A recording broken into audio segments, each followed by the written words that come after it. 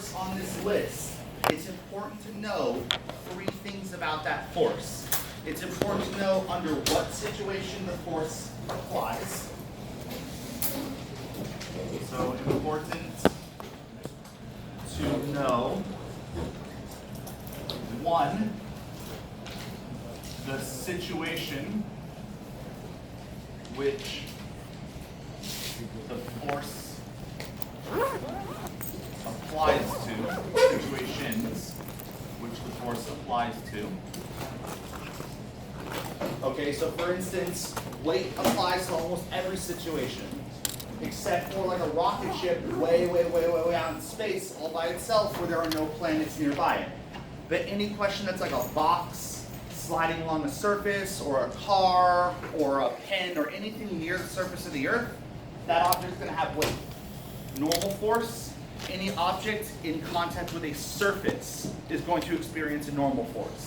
So it's important to know the situation which the force applies to. 2, it's important to know the magnitude, or how to find the magnitude of that force. And 3, the direction. These are the 3 things. Okay? As far as the magnitude is concerned, it's important to know whether or not a force is adaptive or non-adaptive. This is basically what you need to know.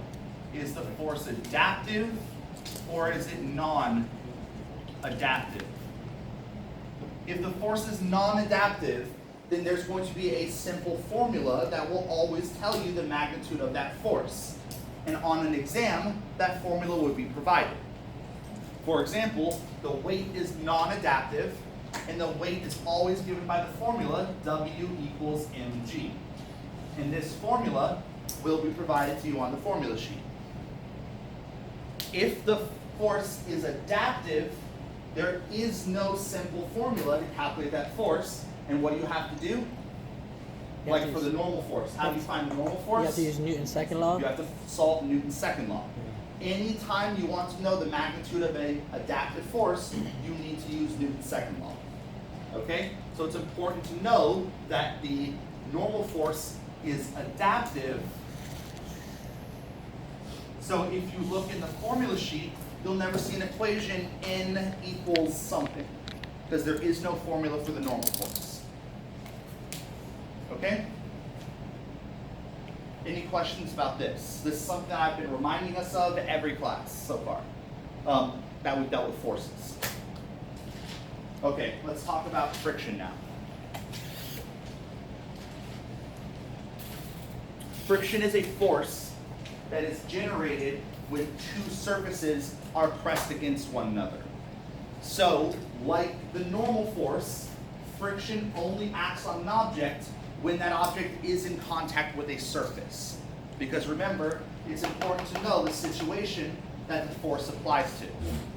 Okay, friction is a force that exists between 2 surfaces. All right? There are 2 types of friction, and I'm going to write down their names because I want to talk about the difference between the 2. The names are kinetic friction and static friction. Now, when you guys hear the name kinetic, what do you think of? Motion? Motion. Okay, an object that's moving. When you hear the word static, what do you guys think of? No motion. No motion, an object that's stationary. This is a common misconception, the most common misconception about friction. A lot of people think that if an object is moving, the friction acting on it is always kinetic. And if an object is stationary, the friction acting on it is always static. That's not true, okay? The key word is not motion. You're not looking for whether or not the object is in motion. The key word is sliding. You want to know whether or not the 2 surfaces that are in contact with one another are moving relative to one another, whether or not there is sliding. Okay? So kinetic friction is the friction associated with sliding. Static friction is the friction associated with no sliding. And I'll talk about them more in depth right now. Okay? But if I put my phone onto my palm, and my phone is stationary, what does Newton's first law say my phone wants to do? Remain at rest. Remain at rest, okay? If I coated my phone in my palm with oil and made it really slick so there was very little friction, because dry, my hand will stick to my phone and there will be a fair amount of friction. But let's imagine that I coated them with something like oil that makes the friction very, very, very low. Then if I were to move my hand out from the phone's just gonna stay there and then it'll drop. I feel like I've already done this explanation. Yeah, you did. Okay? All right, but I'm gonna do it again just to make sure we're all on the same page. So if I move my hand, my muscles are putting a force on my hand, but my muscles are not connected to the phone, so my muscles can't put a force on my phone. All it's going to do is my hand is going to move, but the phone is going to remain stationary. Now in the case where I didn't coat my hand in oil, and there is a fair amount of friction between my palm and the phone, when I move my hand, friction prevents my phone from sliding. My phone wants to stay here, it wants to slide off of my hand, but friction grabs onto it like little hooks, and friction pulls my phone with my palm. Okay? So there has to be a friction force acting on my phone, because when my phone is stationary, it wants to remain stationary. Since its motion clearly changes, Newton's first law says what? There has to be a force, right? Yeah. What's that force? Friction. Which type of friction though? Kinetic or static? Static. Static friction, because my phone is not sliding. Even though my phone is moving, there is no sliding between the two surfaces that are in contact. The bottom of my phone and my palm. Those are the two surfaces, and there is no sliding between the two of them. So basically, you know what type of static friction it is based on what the object is doing. You know which type of friction, Yeah. if there is friction, you know which type of friction it is based on whether or not there is It's sliding based on- between the two surfaces in contact. And when you said the oil on the hand, is that still considered friction, even though I it's sliding? use the oil Gotcha. to eliminate friction in that problem. Okay? I use it as an example to reduce the amount of friction. But it's still friction in there, technically, or no? Yes, in Okay. reality there would still be a little bit of friction, but we Okay. imagine the case where I eliminated it entirely. Okay. Okay? Any questions? So up to this point, we've never considered friction before, and in any problem in the future, we can always consider the case where there's no friction. In reality, there's never going to be a case where there's absolutely no friction. Okay? But what we can consider is the case where the friction is small enough that it doesn't really affect the problem. That's the same thing we did when we ignored air resistance in like projectile motion. We never considered air resistance in projectile motion because the acceleration due to air resistance is not constant. Because it's not constant, we can't use kinematics. So we ignored it. And it's not that we're ever going to have the case where you're like firing a projectile in a vacuum. That's not a realistic case, right? But you can imagine a case where air resistance doesn't really affect the projectile's motion all that much. Okay? So we can ignore it because the effect that it has is very small. We can imagine the same thing. Whenever we do a problem where we aren't considering friction, in real life there's no case where there's no friction, but it's easy to imagine a case where the friction is so small that we can effectively ignore it because it doesn't really affect the problem. Okay? All right, so what's the key difference between these two?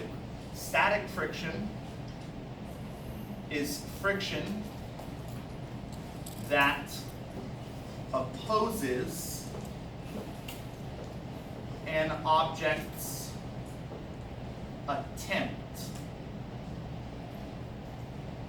to slide. If you have an object that's stationary, let's say just a big crate on the floor, and you want to push that crate. is that crate sliding? If Yes. it's stationary.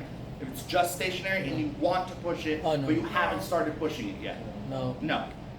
This crate is not sliding, and when you push it, you are trying to get it to slide.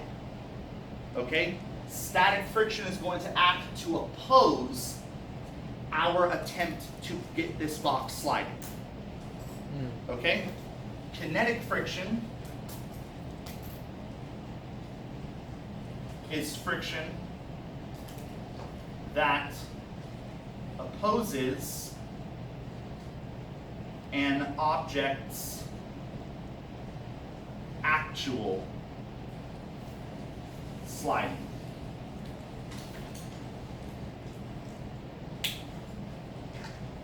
So if this object is stationary and I start pushing on it, but I don't push it hard enough to move it, I'm trying to slide it, but I haven't started pushing it hard enough to move it, the friction acting on it will be static friction. There will be a friction that prevents the object's attempt to slide. But eventually, if I press hard enough on the object will start moving, right? Sometimes if you press an object, it doesn't start moving right away, and you have to like put your back into it and really give it a shove to get it going. So initially, when you're pushing it and there's no sliding, but you're attempting to make it slide, static friction is going to act on it. Once you overcome that and get the object moving, once it's actually sliding across the floor, now the friction is going to be kinetic. The friction that's opposing the actual sliding of the object. So that's the main difference between static and kinetic. Okay? Static opposes an attempt to make an object slide. Kinetic opposes an object that's already sliding. Okay? So let's take a look at this case. Let's imagine that I push this object forward with some pushing force Fp. Okay? And I want to consider the case A, where Fp is small. Let's say it's 1 Newton and no sliding occurs. So I push against the crate with a small force of 1 Newton, and that crate doesn't move. If I push against my cup with a small force, it doesn't move. Look, when I just tap it, it doesn't move. Okay, because static friction will hold it stationary. So for part A, I want to draw a free body diagram for this object. I'll just draw it here. X, Y. What forces are going to be acting on this box? A normal force? A normal force. And a Why weight? normal force? Because it's on a surface. This is on a surface. And then you Where have- does the normal force point? The normal force pointing opposite Up. up. It's not opposite anything. So Perpendicular. First of all, remember, the word normal means perpendicular. Okay? So it's perpendicular to the surface. Yes. And it's perpendicular, pushing the object away from the surface. So it's up. Where's the weight point? Downwards always. Always down. What other forces are acting on this box? The opposite direction of the force that you're pushing it forward. Well, first of all, the pushing force is explicitly mentioned, right? Yeah, so you have a So I hard- should include that pushing force. Okay?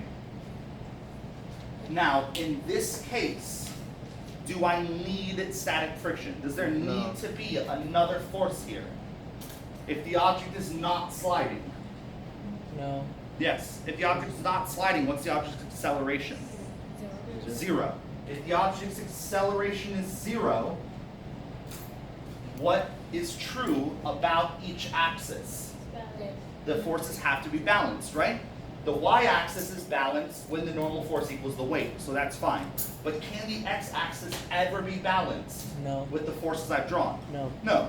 There is no force to the left to balance the pushing force.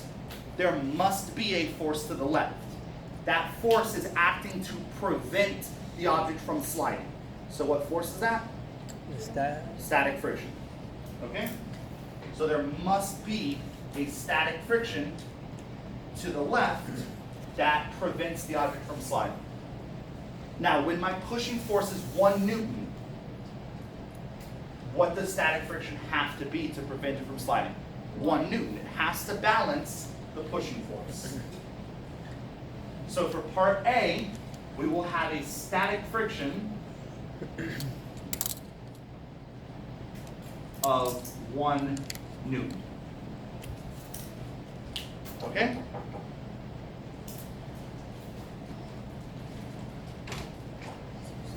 Sorry. All right, part B. Let's say that I push it now a little bit harder, but it still doesn't move. If I tap my cup lightly, it doesn't move. But I can push it a little bit harder and maybe it still doesn't move. So let's say I push it with 10 newtons and still no sliding occurs. This free body diagram changes, not with the number of forces or the types of forces. There's still going to be a normal force, still going to be a weight, still going to be a pushing force, still going to be static friction, okay?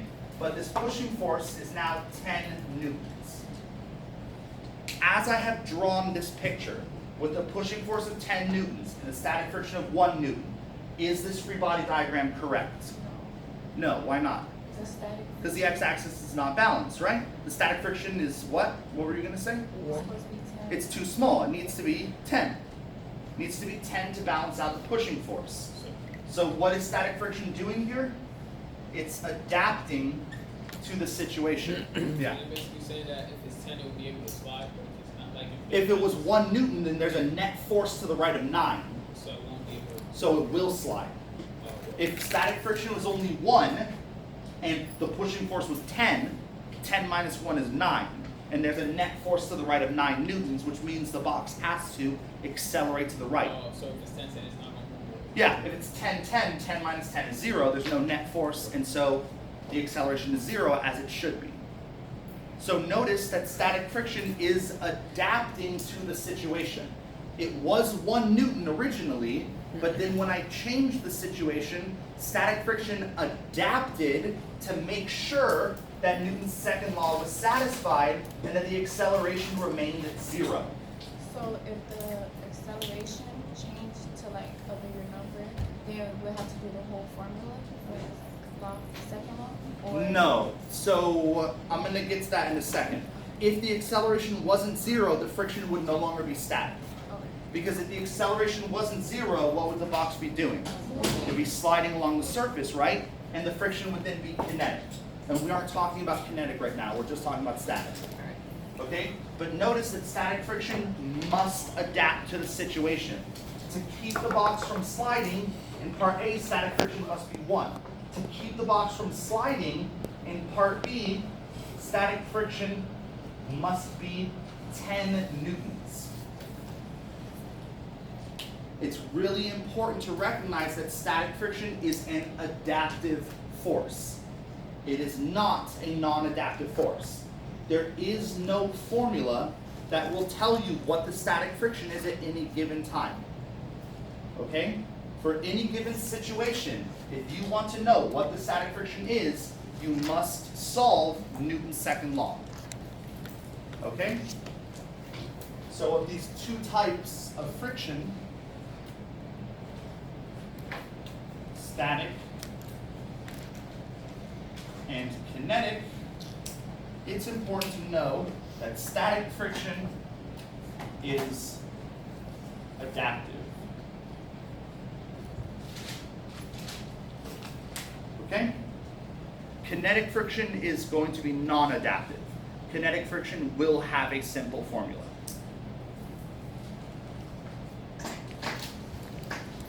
Okay?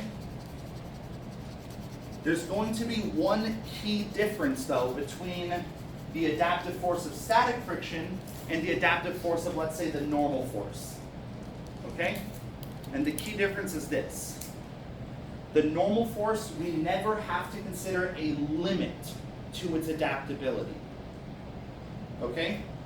If I have this floor and I put a 1 Newton weight on the floor, we would imagine that the normal force produced by the floor was 1 Newton up. If I put a 10 Newton weight, we would imagine the normal force is 10 newtons.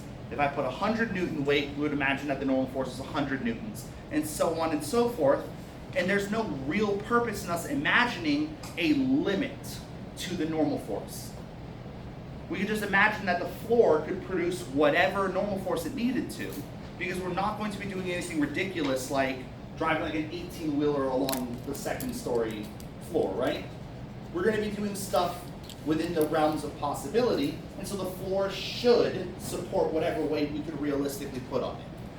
So we never need to consider a limit to how much the normal force can adapt. That's not the case with static friction. With static friction, we should always imagine a limit to its adaptability. Why? What would we be saying about the universe if we imagine the static friction as having no limit, no maximum?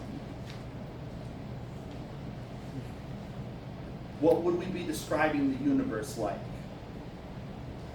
As A universe where objects Doesn't Like never there's no move. gravity? No, it has nothing to do with gravity. Acceleration? But we'd be describing a universe where objects never moved. What if static friction could grow to whatever value it needed to be? What if it could grow to infinity? Then if I push on this object with 1 Newton, static friction would be 1. If I push on it with 10, static friction would be 10. If I push on it with 100, static friction would be 100. If I push on it with 1,000, static friction would be 1,000. If I push on it with 10 million, static friction would be 10 million. And what you would be saying is, no matter how hard you push on that object would never move. Is that realistic? No. No. Okay, so it makes perfect sense to consider a normal force that has no limit. That's fine. All you're saying is that you're talking about floors that never break. That's perfectly fine, there's nothing wrong with that. But you cannot imagine a static friction that has no limit. Because if you ever consider that case, you're talking about a universe where nothing would ever move. Okay? And that's clearly ridiculous. Alright? So no matter what the problem is, we always have to imagine that there existed a maximum static friction. Okay? In any equation, obviously. Hmm? In any equation, obviously, there has to be a maximum static. Not in an equation, but in a Situation. situation. Yeah. Okay? And so how much does weight have affect like the force? So I'm Like, gonna say if talk you push- I'm gonna talk about this. In the static friction case, weight has absolutely no effect on static friction here. Okay. Weight has none. Weight is a force in the vertical direction. Static friction is balancing the horizontal direction. The two have no effect on one another whatsoever. But if you're pushing something like pushing that object and that force that's applied, Yeah. how like based on how much weight that object has, it would affect how much force you're pushing, would it? You're talking now about the maximum static friction, not what the static Well, not friction static has friction, to but like F of P. What is F of P? be. That's That's the pushing force. The Yeah. pushing force is however hard you want to push on it. Uh-huh. If I want to push with 1 Newton, I push with 1 Newton. If I want to push with 10 Newtons, I push with 10 Newtons. and weight doesn't That have has to do anything. nothing to do with how much this table weighs, right? Okay. You can control how hard you push on something. Okay. Not with like precision, but you can choose to push something lightly or you can choose to push something hard. So the pushing force has nothing to do with the weight. And the Right. static friction is just going to balance the pushing force in this case. So that also has nothing to do with the weight. Okay? What I imagine you're trying to say is that the amount of force you have to push on the object to get it moving Yeah. will depend on how heavy the object is. Okay? That's what you're trying to say? Yeah, that's different. That's the maximum static friction that we're talking about. Because you're saying the force is arbitrary, whatever you want. Whatever to, you I'm on- choose yeah. to push on it is arbitrary. Yeah. But if you want to get it moving, before you can get it moving, what do you have to do? You have to overcome the maximum static friction. Okay? What if the maximum static friction was 15 newtons? Then if you push on it with 1 Newton, static friction would be 1. 1 is less than its maximum, right? So will the object move? No. If you push on it with 10, static friction will become 10. If the maximum is 15, 10 is less than 15. Will the object move? No. What if you push on it with 20 now? Yes. Yeah. Then the object will move because the static friction cannot grow large enough. It can't grow above 15. And that'd be a net force of 5. Right? Exactly. Let's say that we have a situation where the maximum was 15 newtons. Then if we consider part C, where the pushing force was 20 newtons, we would have a free body diagram that for a moment, this free body diagram would only exist for a brief moment. But for a brief moment, we would have a free body diagram that looked like this. Here's the weight, here's the normal force, here's the pushing force, here's the static friction, and for a brief moment, pushing force would be 20, and the static friction would be 15. I'm saying that this only lasts for a brief moment because this object is going to move to the right. The moment this object moves, the static friction goes away, and it's replaced by kinetic friction. Okay? Yeah. Okay. How do you find the maximum time? I'm going to talk about that in a second. Once this thing's moving. But the maximum Friction is static like- friction, the amount of force that you need to get the object moving, that should depend in some way on the weight, right? The heavier an object is, the harder it is to get it moving. Yeah. But it's not balanced, right? I can't hear you. Can you speak up a little? It's not balanced, so It's not balanced, exactly. So it's going to have an It's gonna move. acceleration. okay. The reason why it's not balanced is because static friction can't get any bigger than 15 in this problem. So if you push with 20, how can static friction balance a 20 Newton force if it can't get bigger than 15? So the acceleration changes. I can't hear. So the acceleration changes, which it's not static anymore, right? Exactly. Remember, there's going to be an amount of force that you push on an object where eventually it will start moving, right? If I push on my cup lightly, maybe it doesn't move. But eventually, if I push on it hard enough, it will start sliding. Okay, that's what I'm talking about here. 1 Newton wasn't hard enough to push it, so no sliding occurs. 10 Newtons wasn't hard enough to push it, so no sliding occurs. But 20 Newtons is now hard enough to get the object moving. So absolutely, there will be an acceleration. Once that object starts moving, which remember, this will only exist for a brief moment, because after even a fraction of a second, it will be moving. And once it's moving, static friction goes away, and it's replaced by kinetic friction. This is replaced by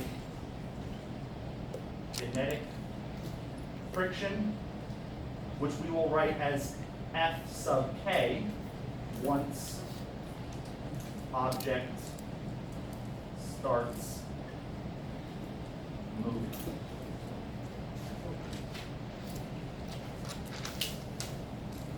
Yeah. So you said that one had acceleration, so like. Can you last speak class- up? Last class we did like the example where like you had like a triangle, upside down triangle, and it goes down. Yeah, an You inclined said plane. that one didn't have an acceleration.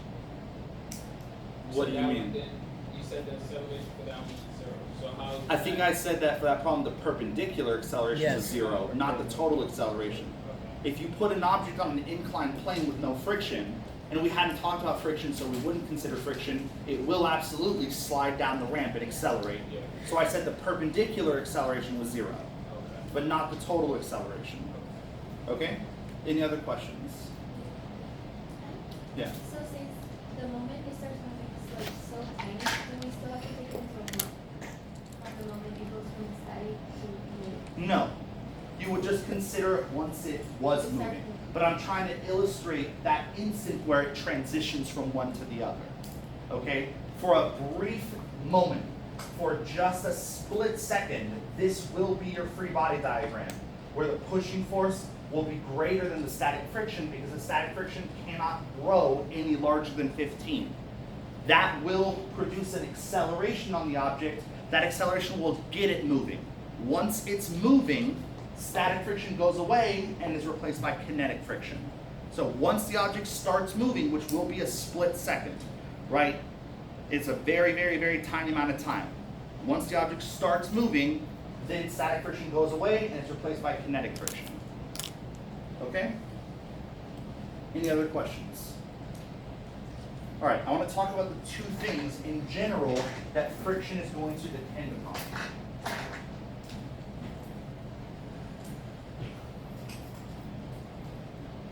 In general, depends on factors. And by the way, this is both types of friction. Okay? First of all, it's going to depend on how inherently rough or smooth the surfaces that are pressing against each other are. If the two surfaces are very smooth, the friction is inherently going to be very low. Okay, if you have two smooth surfaces, they're not going to generate a lot of friction. That's what I did by putting oil in my hypothetical example. I put oil on the surface. That reduces the friction because it increases the smoothness of the surface. Okay? If you have two surfaces that are very rough or very abrasive, like sandpaper, there's inherently just going to be a lot of friction between those two surfaces. We measure this with something called a coefficient of friction. The coefficient of friction is given by the Greek letter mu, which looks like a U with a little bar in front of it.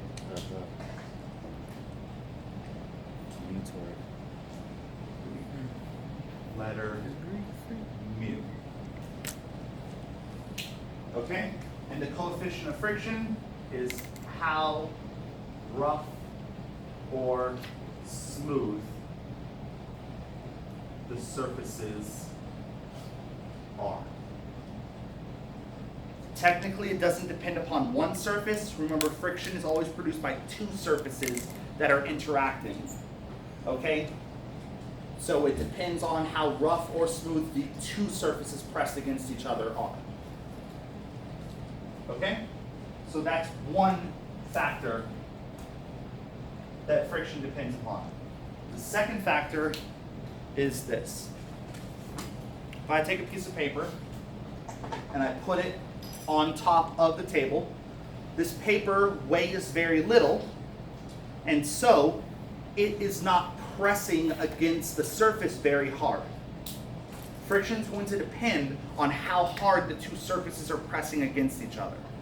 When this paper is only under the influence of its weight, it's not pressing against the tabletop very hard, and it's pretty easy to move. Okay? But if suddenly somebody presses down on top of the paper, does that increase the weight of the paper? No. No. No. The paper's weight is depending on how much paper is there. Yeah. Right? I'm not changing how much paper is The there. force. So the paper's weight remains stationary. But if I press the paper down, suddenly the paper's pressed into the tabletop harder, right? Mm-hmm. Because not only is it pressed by its own weight into the tabletop, but now it's also pressed by my hand into the tabletop. And friction becomes a lot larger. It becomes a lot harder to move because the friction is going to go up. Is that like a pushing force? Is that like a pushing force you're doing? If you're Yes, pushing- but what we're talking about is how hard the two surfaces are squished into each other. So friction depends on how hard one surface presses against the other. Okay? Now let's imagine an object. Let's imagine this cup. Because I want to write down something that we're familiar with for option 2, for factor 2. If I want to know how hard my cup is pressing against my tabletop, I can use Newton's third law and say that that's the same as how hard the tabletop is pressing upward against the cup. What do we call that force? That's normal. That's the normal force. How hard my cup is pushing down against the tabletop is the same by Newton's third law as how hard the tabletop is pushing up against the cup. So friction will also depend on the normal force. Because the normal force measures how hard the surfaces are pressed against one another.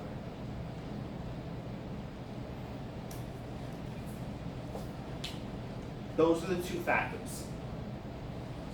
Okay? So addressing what he said, friction doesn't depend technically on the weight of an object. The maximum static friction here is not going to depend on the weight of this object. It's going to depend on how hard this object is pressed against the surface. So it's going to depend on the normal force on this object, but the normal force does depend on the weight. In most cases, the normal force will depend in part on the weight. Because So the weight does have something to do with it, but friction doesn't depend directly on the weight. Yeah. yeah, because you're saying the weight, there could be multiple weights, but it wants the weight that's perpendicular to normal force, so it only calculate that way, right? And once friction depends on how hard these two surfaces are pressed against each other. So if the box is pushing down on the table with 100 newtons of force, the table's pushing up on the box with 100 newtons of force. That upward 100 newton force, that would be the normal force. Okay? Part of the normal force is always going to depend, in almost every situation, part of it's going to depend on the weight. But there could be additional forces, right? Like I said, if I have this piece of paper right here, it only has a weight downward, so the normal force upward is just the weight of the paper. Exactly. But if I also press down on the paper, then suddenly the normal force doesn't have to balance only the weight, but it has to balance the weight and the downward force I'm pushing with on the paper. Yep. Okay? Did you have a question? Yeah, but we don't know what's the normal flow force. I mean, that's. We spent all last class talking about how to calculate it, No, though. I know, that, yeah, but we gotta calculate that first. Exactly. To find friction. Exactly. It's not something that's given. No, normal force isn't going to be given. Okay? Exactly. You will have to calculate it first. Okay? Any questions? There are going to be two equations associated with friction. There's going to be the one equation for kinetic friction that determines the kinetic friction at any moment in time. Because the kinetic friction is a non-adaptive force. Because it's a non-adaptive force, it has a singular formula that will tell you its value. Like weight is always equal to mg. Okay? So, the kinetic friction will always be given by the formula Fk equals the coefficient of kinetic friction, μk, times the normal force. Kinetic friction is non-adaptive, so it will always be given by that formula.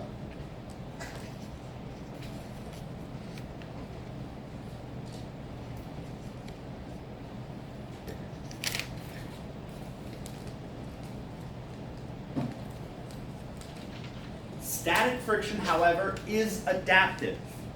So if you want to know at any given moment what the static friction is on an object, there is no formula that tells you that number. If I want to know what is the static friction on this box, there is no formula to tell me that number. Static friction is adaptive, so what do I have to do? Newton's second law. Solve Newton's second law. The second friction formula is a formula to tell us the maximum static friction. Okay? This is a really important point. This formula is not for the static friction at any given moment. This formula only tells us the maximum possible value that static friction can be. And it's the coefficient of static friction times the normal force.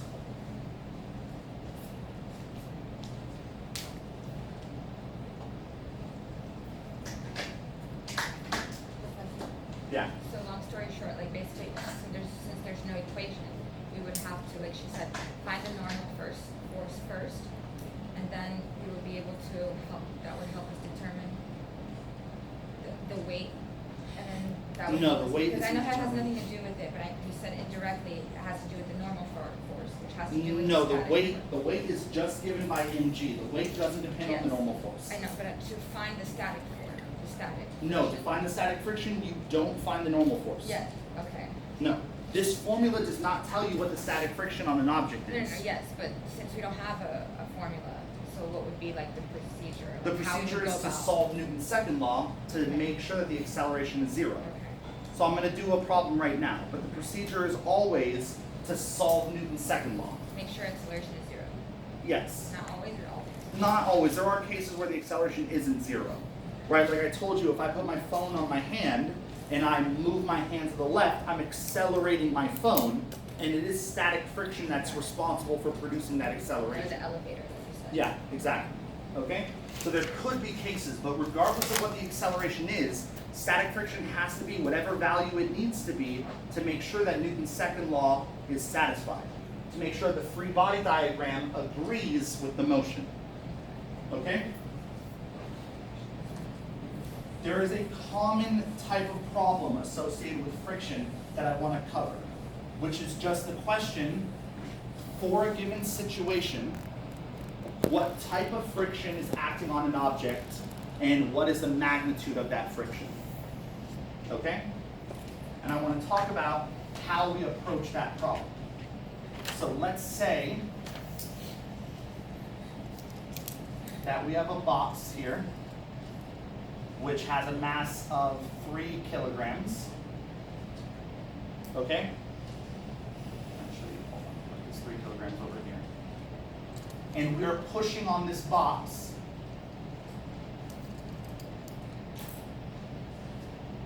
with a 20 Newton force at an angle of 30 degrees above the horizontal. Okay? Between the box and the surface are the coefficients. Mu s is 0.4 and mu k is 0.3. What I want to know is, in this situation, when I push on this box with 20 newtons above the horizontal at 30 degrees, okay? What type of friction acts on the box, and what is the magnitude of that friction force? This is a very common type of problem. And in order to solve this problem, you always have to go about it the same way. You imagine that this object is not moving and that the friction acting on it is static friction. Okay? Then you calculate how much static friction would be required to keep this object from sliding. Okay? Then you calculate what the maximum allowed static friction is, and you compare the two. If you have enough static friction, then the object doesn't slide. If you don't have enough static friction, then the object does slide and the friction is kinetic. Okay? This question could also be just, is the object sliding? Because that's also a question about whether or not friction is static or kinetic. Okay? So let's go through those steps. First, I want to draw a free body diagram of this object, X and Y. What forces am I going to include on my free body diagram? Weight, Weight, normal force, normal force, and the force applied in the 20 newtons. right? That pushing force. Yeah. And acceleration is 0, but it doesn't go on the diagram. We are going to, and friction, right? We are going to assume that the acceleration is 0. Okay? We don't know that it's 0, but we will assume that the acceleration is 0. Okay? And static friction. Something I want to point out is that static friction does not oppose the pushing force. Static friction opposes the attempt at sliding this object. Where does this object want to slide? Does it want to slide up at a 30-degree angle? No, right? No, it's because it's on a surface. It doesn't matter if it's pushing or pulling. It's on a surface. It's never gonna go up. Yeah. That's, This object can't be pulled up. The upward force is only 10 newtons because the upward force is going to be 20 times sine of 30. Sine of 30 is 1/2, so the upward force is 10 newtons, but its weight downward is 30 newtons. So the 10 newtons upward is not enough to lift it off of the ground. mhm. Okay? How did you get 30? Yeah. 30 is, if its mass is 3 kilograms, what's m times g? 30. 30. 3 times 10 is 30, right? Okay. I'll get into that in a second, okay? But take my word for it, this object is not going to be lifted off of the ground. So if it were to slide, what direction would it slide in? To the right. Just horizontal, right? It would not slide upward at an angle, it would only slide horizontally to the right. So where will static friction point? Not to the right. To the opposite direction. To oppose the Yeah, to sliding, oppose. so it will point to the Left. left. Yeah. Okay? Yes. I'm trying to get you guys to Yeah, understand And the then direction of normal static force with the friction. weight, it's the same concept, it's the opposite. No, the normal force and the weight don't point in opposite directions. The normal force points perpendicular to the surface. That's what the word normal means, right? So whenever it's forcing, it's the opposite. Yeah. Say that again. Whenever you're pushing, it's gonna be the opposite. It's not going to be the opposite the direction of the pushing. That's what I'm trying to explain here. If you're pushing it to the right here, static friction is to the left, but not because you're pushing it to the right. Okay. It's because it's trying to slide to the right. It depends on the surface. Okay, that's what you said, right?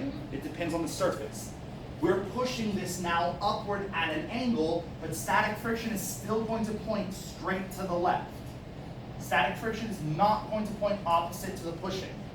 Okay? Gotcha. Yeah. Static friction is always going to point opposite the direction the object wants to slide in. Exactly. This object wants to slide horizontally to the right. So it's gonna So static friction is going to be horizontally to the left. Is there always gonna be static friction? Yes. If you're trying to slide the object, then as long as there's enough static friction, then yes. That's what I'm going to address in this problem. But if the object is stationary, if it's not moving, and you're pushing on it, trying to get it to move, then yes, there will be static friction on it. Otherwise, how will it remain stationary? If you push on an object and this force isn't here, how is this object going to remain stationary? It's not. It can't. There needs to be static friction to hold it stationary. And you said that it has to be paired, right? It has to be what? Paired. Oh no, that's for two objects. No, I thought you meant on an object. There has to be a pair. A pair, that's the, A pair of forces acting on an object. is that the third But that's law? for the other law. No, yeah. The third Third law law. has to do with It's pairs. two Those are objects. two separate objects, yeah. That's This it. is the second law, right?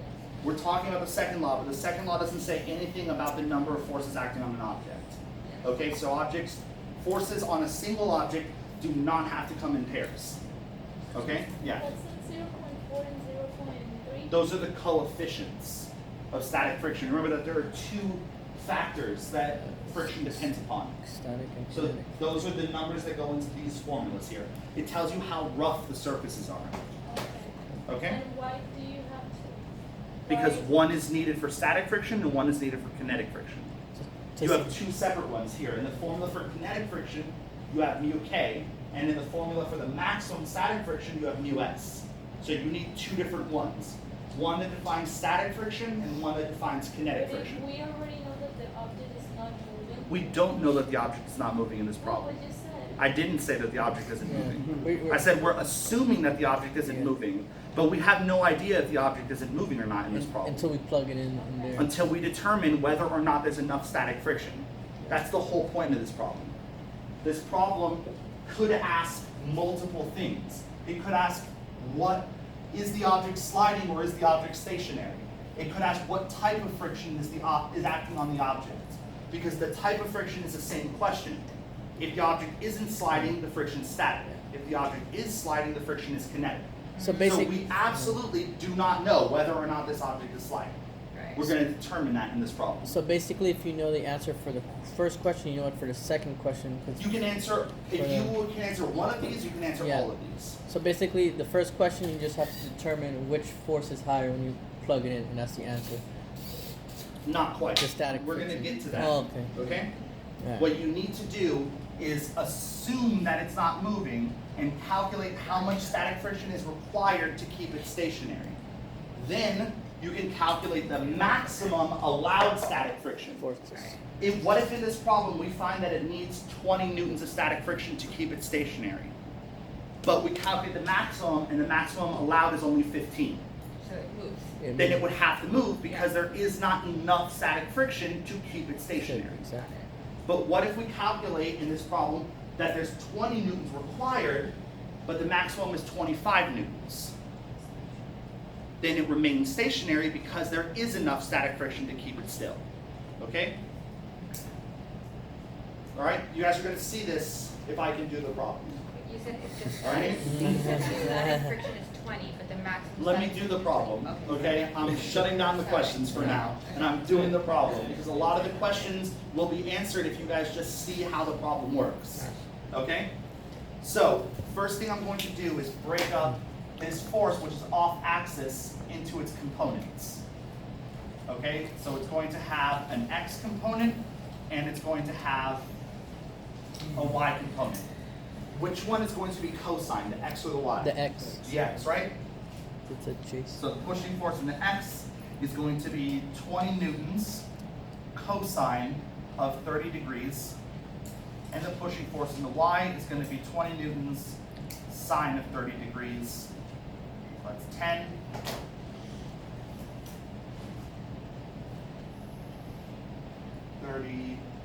Cosine times 20 is 17.3. Okay? Now, if we are assuming that this object isn't moving, okay, then what has to be true about each axis? They have to equal each other. They have to be balanced, right? If we want to find the static friction, which axis do we look at? The X or X. the Y? The X. So let's look at the x-axis, okay? So if the x-axis is balanced, then the amount of forces to the right must balance the forces to the left. There's only one force to the right, Fpx, and there's only one force to the left, static friction. So in order to keep the object stationary, in order to prevent the object from moving, what would the static friction have to equal? 17.3 newtons.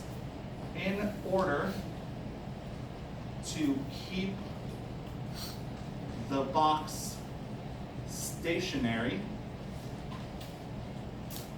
static friction must be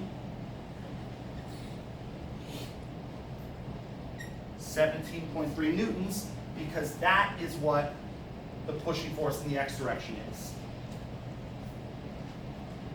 Okay? Can we say equal or greater? No, it has to No, it be has to that be. exact number to keep it stationary. Maximum. Because if it's greater, then it has to No, net we're force. not talking about the maximum yet. But if it's a little more, it's gonna But say it's not a little bit more to keep the object stationary. See, what I'm saying is, if we want this object to not move, static friction has to be exactly that value. Yeah. What if static friction was greater than that value? Then the object would move to the left. Left, exactly. If you push against an object, do you expect it to rush at you? okay. No, that doesn't make any sense. Okay, so it doesn't make any sense for static friction to be a greater value than this. Okay? All we're talking about is in the specific case where this object does not move. Because there are two possibilities here. Possibility one, the object doesn't move. Possibility two, the object does move. Right? There is no third possibility. So there's only possibilities. Those are the only, either the object moves or it doesn't move, right? Can you think of a third possibility? No. There is no third possibility. Either it does or it doesn't move. If it doesn't move, static friction must be this value. You should always approach these problems thinking about it like this. In order to move the box, you first need to push it hard enough to overcome the maximum static friction. So the question is, have you overcome the maximum static friction or not? Before we can answer that, we need to calculate the maximum static friction. Okay?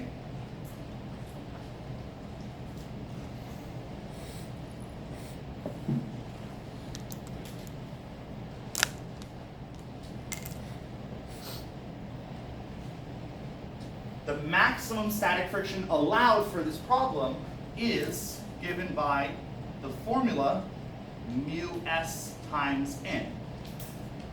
Now, before we can calculate the maximum, right, which has nothing to do with what static friction actually is, okay? If this object was stationary, static friction would be 17.3, not what this equation tells us. Okay. This equation just tells us the limit. Okay, so if we want to know the limit, yes, we have to calculate the normal force. How do we find the normal force in this problem? We look, it's the weight equals m times g. Second law?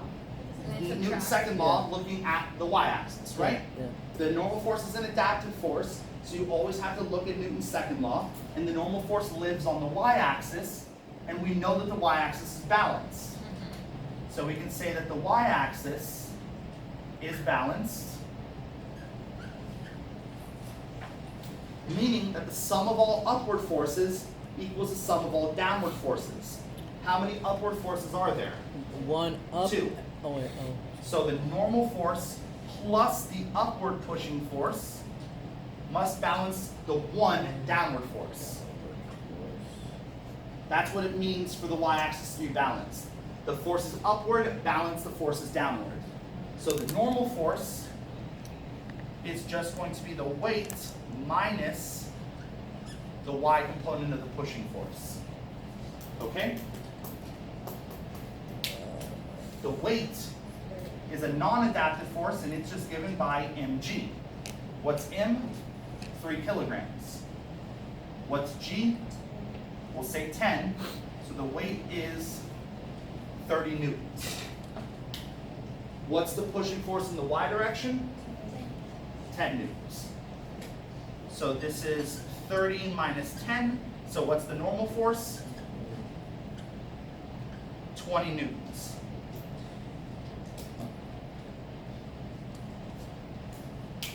Okay?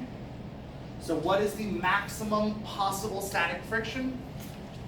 The coefficient of static friction is 0.4. Times 20. The normal force is 20. That's like 8. 8. 8 newtons.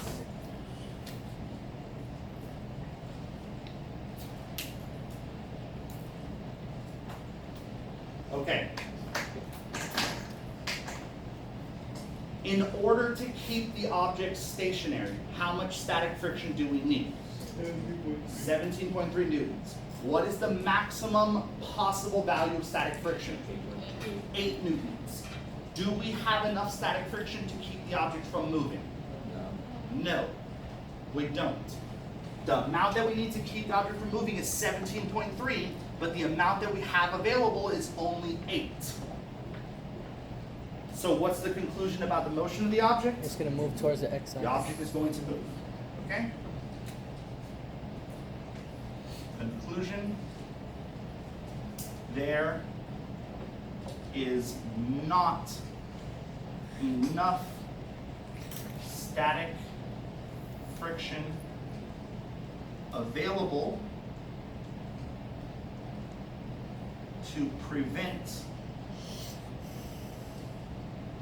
the object from moving, so it will move. Okay? So is the object sliding? Yes.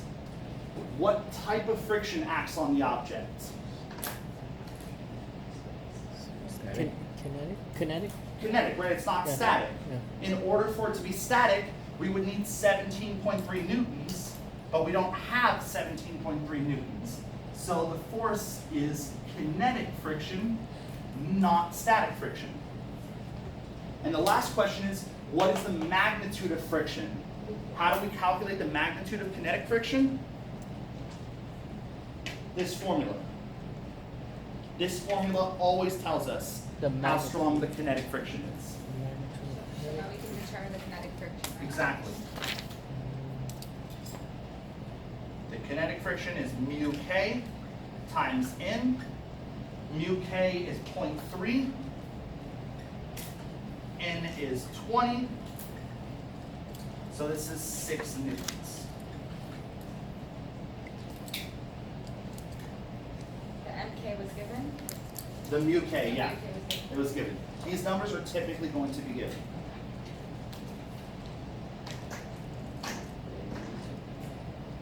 Okay?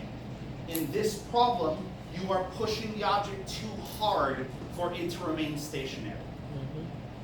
You would need to push it a lot softer to prevent it from moving.